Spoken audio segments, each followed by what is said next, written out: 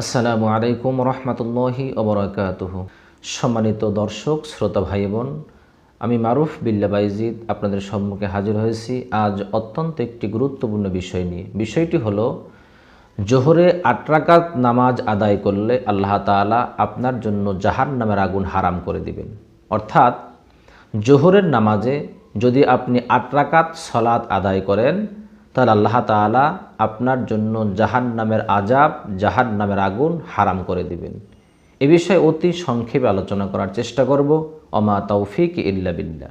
প্রথমে একটি বিষয় সকলের খেয়াল করতে হবে, প্রতিটি মুমিন বান্দা এবং বান্দির জন্য আল্লাহ তাআলা প্রতিদিন ৫ ওয়াক্ত নামাজ বাধ্যতামূলক আদায় করার জন্য আদেশ করেছেন, নির্দেশ দিয়েছেন। এটা আপনাকে আদায় করতেই হবে। আপনি সুস্থ থাকেন, অসুস্থ থাকেন, আপনি যে হালতেই থাকেন না কেন, যতক্ষণ পর্যন্ত আপনার স্মৃতি, আপনার জ্ঞান, আপনার জেহেন শক্তি, মেধা শক্তি ঠিক আছে, আপনার স্মৃতিশক্তি লোপ পায় নাই, ততক্ষণ পর্যন্ত আপনাকে আল্লাহর হুকুম আদায় করতেই হবে। ৫ ওয়াক্ত নামাজ সঠিক সময় আদায় করতেই হবে। তো জোহরের নামাজ সম্পর্কে রসুল কারীম সাল্লাল্লাহু আলাইহি ওয়াসাল্লাম বলেছেন, যে ব্যক্তি জোহরের নামাজে ৮ রাকাত সলাত আদায় করবে, আল্লাহ তাআলা তাহার জন্য জাহান্নামের আগুন হারাম করে দিবেন। হয়তো অনেকেই শুনলে মনে করবেন যে কখনোই তে জাতীয় কোনো কথা শুনি নাই, যে ৮ রাকাত নামাজ পড়লে তার জন্য জাহান্নামের আগুন হারাম হয়ে যাবে। অথচ আমরা জানি যে জোহরের নামাজ হলো রাকাত সংখ্যা ১০, ফরজের আগে ৪ রাকাত, ফরজ ৪ রাকাত, তারপরে ২ রাকাত, ১০ রাকাত নামাজ। তাহলে এখানে কেন ৮ রাকাতের কথা উল্লেখ রয়েছে?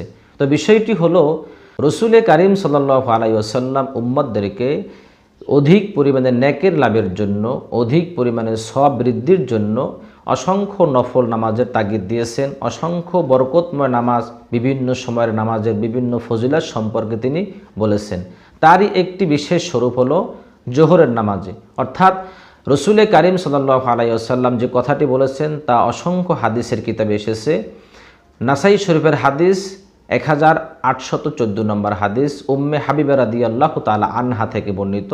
এই হাদিসের মধ্যে এসেছে, আল্লাহ রসুল সাল্লাল্লাহু আলাইহি ওয়াসাল্লাম বলেন, যে ব্যক্তি জোহরের নামাজের ফরজ নামাজের পূর্বে, কথাটা আমি আবারও বলতেছি, যে ব্যক্তি জোহরের নামাজে ফরজ নামাজের পূর্বে ৪ রাকাত সুন্নতে রাতেবা অর্থাৎ সুন্নতে মুআক্কাদা আদায় করবে, এবং ফরজ নামাজ আদায়ের শেষে ২ রাকাত সুন্নতে রাতেবা অর্থাৎ সুন্নতে মুআক্কাদা, এরপরে ২ রাকাত নফল বা মুস্তাহাব যেই নামাজে আপনারা বলে থাকেন, সুন্নত ২ রাকাত আদায়ের শেষে যে ব্যক্তি আরও ২ রাকাত নামাজ অর্থাৎ জোহরের ফরজের পূর্বে ৪ রাকাত এবং ফরজের পরে ফরজ আদায়ের শেষে ২ রাকাত সুন্নত এবং ২ রাকাত নফল অথবা মুস্তাহাব যে নামাজে আপনারা বলে থাকেন, সেই নামাজ আদায় করবে, মোট ৮ রাকাত নামাজ আদায় করবে, আল্লাহ তাআলা তাহার জন্য জাহান্নামের আগুন হারাম করে দিবেন।